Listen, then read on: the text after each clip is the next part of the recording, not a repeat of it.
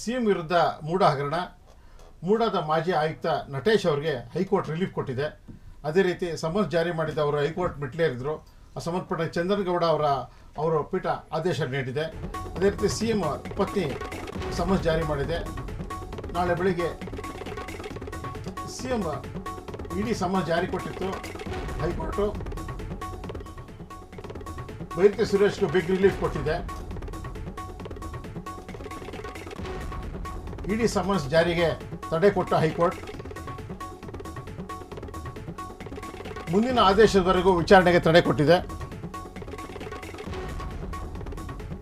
CM ಪತ್ನಿ ಪಾರ್ವತಿ ಅವರಿಗೆ big relief ಕೊಟ್ಟಿದೆ. ಇದೇ ರೀತಿ ಸಮನ್ಸ್ ಜಾರಿಗೆ ತಡೆ ಕೊಟ್ಟ ಹೈಕೋರ್ಟ್ ನಾಗಮೋಹನ್ ದಾಸ್ ಅವರ ಪೀಠ ಈ ಆದೇಶ ಹೊರಡಿಸಿದೆ. ಅದೇ ರೀತಿ ಬೈರತಿ ಸುರೇಶ್ ಅವರು ಕೂಡ ಬಿಗ್ ರಿಲೀಫ್ ಕೊಟ್ಟಿದೆ.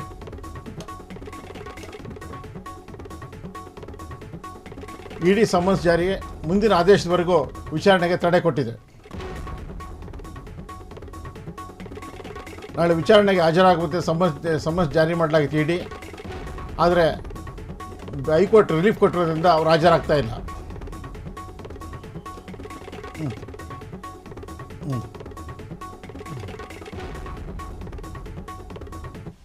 ಅಶ್ವಥ್ ಅವರಿಗೆ ನಮ್ಮ ಜೊತೆ ಇದ್ದಾರೆ. ನಮ್ಮ ವರದಿಗಾರರಂತ ಅಶ್ವಥ್ ಅವರು, ನಮ್ಮ ಪ್ರತಿನಿಧಿಯವರು, ಅವರು ಏನು ಹೇಳ್ತಾರೆ ಕೇಳೋಣ ಬನ್ನಿ. ರವಿಕುಮಾರ್, ಈಗಾಗಲೇ ಮೂಡ ಹಗರಣಕ್ಕೆ ಸಂಬಂಧಪಟ್ಟಂತೆ ಇದು ಮೇಜರ್ ಡೆವಲಪ್ಮೆಂಟ್ ಅಂದ್ರೂ ಕೂಡ ತಪ್ಪಾಗಲಿಕ್ಕಿಲ್ಲ. ಯಾಕೆಂತಂದ್ರೆ ಸಿಎಂ ಅವರ ಪತ್ನಿಗೆ, ಸಿಎಂ ಅವರ ಪತ್ನಿ ಪಾರ್ವತಿ ಮತ್ತೆ ಹಾಗೆ ಏನು ಸುರೇಶ್ ಅಂದ್ರೆ ನಗರಾಭಿವೃದ್ಧಿ ಸಚಿವ ಸುರೇಶ್, ನಗರಾಭಿವೃದ್ಧಿ ಸಚಿವರಾಗಿದ್ದಂತಹ ಸುರೇಶ್, ಇವರಿಬ್ರು ಕೂಡ ಇಡಿ ಅಧಿಕಾರಿಗಳು ನೋಟಿಸ್ ಅನ್ನ ಇಶ್ಯೂ ಮಾಡಿತ್ತು. ಅಂದ್ರೆ ನೀವು ಈ ಒಂದು ಪ್ರಕರಣಕ್ಕೆ ಸಂಬಂಧಪಟ್ಟಂತೆ ನೀವು ವಿಚಾರಣೆಗೆ ಹಾಜರಾಗಬೇಕು ಅಂತೇಳಿ ಒಂದು ನೋಟಿಸ್ ಅನ್ನ ಇಶ್ಯೂ ಮಾಡಿತ್ತು.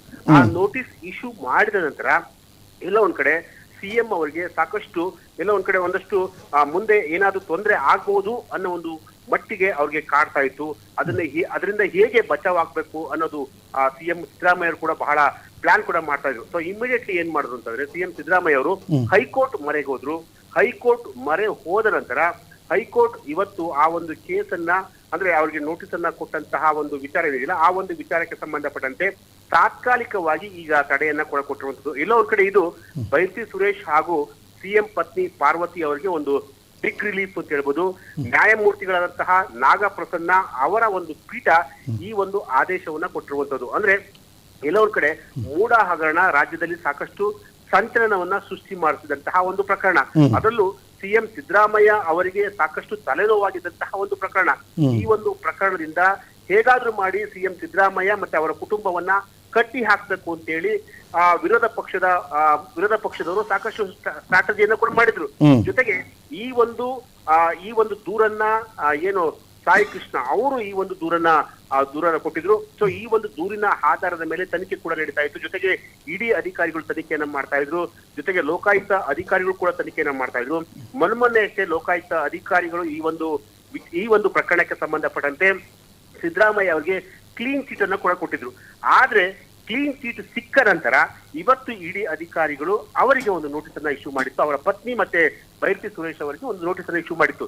ಈ ನೋಟಿಸ್ ಇಶ್ಯೂ ಆದ ನಂತರ ಎಲ್ಲ ಒಂದ್ ಕಡೆ ಮುಂಬರುವಂತಹ ದಿನಗಳಲ್ಲಿ ಸಾಕಷ್ಟು ತೊಂದರೆ ಆಗುತ್ತೆ. ಬೈರತಿ ಸುರೇಶ್ ಆಗಿರ್ಬೋದು ಅಥವಾ ಸಿಎಂ ಸಿದ್ದರಾಮಯ್ಯ ಆಗಿರ್ಬೋದು, ಅವರಿಗೆ ಸಾಕಷ್ಟು ತೊಂದರೆ ಆಗುತ್ತೆ ಅನ್ನೋ ಒಂದು ಅಷ್ಟರಲ್ಲಿಗೆ ಈಗ ಹೈಕೋರ್ಟ್ ಅವರಿಗೆ ಒಂದು ತಾತ್ಕಾಲಿಕವಾದಂತಹ ಒಂದು ರಿಲೀಫ್ ಅನ್ನ ಕೊಟ್ಟಿರುವಂತದ್ದು. ಅದು ಎಲ್ಲ ಒಂದ್ ಕಡೆ ಬಿಗ್ ರಿಲೀಫ್ ಅಂತ ಹೇಳ್ಬೋದು. ಈ ಒಂದು ಪ್ರಕರಣವನ್ನ ಫೆಬ್ರವರಿ 10ಕ್ಕೆ ವಿಚಾರಣೆಯನ್ನ ಮಾಡಬೇಕು ಅಂತ ಹೇಳಿ, ಅಂದ್ರೆ ಫೆಬ್ರವರಿ 10ರವರೆಗೂ ಇಡಿ ಇಡಿ ಅಧಿಕಾರಿಗಳು ಸಮನ್ಸ್ ಅನ್ನ ಏನ್ ಇಶ್ಯೂ ಮಾಡಿತ್ತೋ ಆ ಒಂದು ಸಮನ್ಸ್ಗೆ ಫೆಬ್ರವರಿ 10ನೇ ತಾರೀಕುವರೆಗೂ ಕೂಡ ಅದನ್ನ ತಡೆ ಹಿಡಿಯಲಾಗಿದೆ ಅಂತ ಹೇಳಿ ಈಗ ಒಂದು ಆದೇಶವನ್ನ ಕೊಟ್ಟಿರುವಂತದ್ದು. ಇದು ಎಲ್ಲ ಒಂದ್ ಕಡೆ ಅಂದ್ರೆ ಸದ್ಯಕ್ಕೆ ಇಡಿ ವಿಚಾರಣೆಯಿಂದ ಪಾರ್ವತಿ ಆಗಿರ್ಬೋದು ಅಥವಾ ಬೈರತಿ ಸುರೇಶ್ ಆಗಿರ್ಬೋದು, ಅವ್ರು ಯಾರು ಕೂಡ ತನಿಖೆಯಿಂದ ಸ್ವಲ್ಪ ದಿನಗಳ ಮಟ್ಟಿಗೆ ಅವರು ಸಿಕ್ಕಿರುವಂತಹದ್ದು. Ravikumar, thank you Ashwath.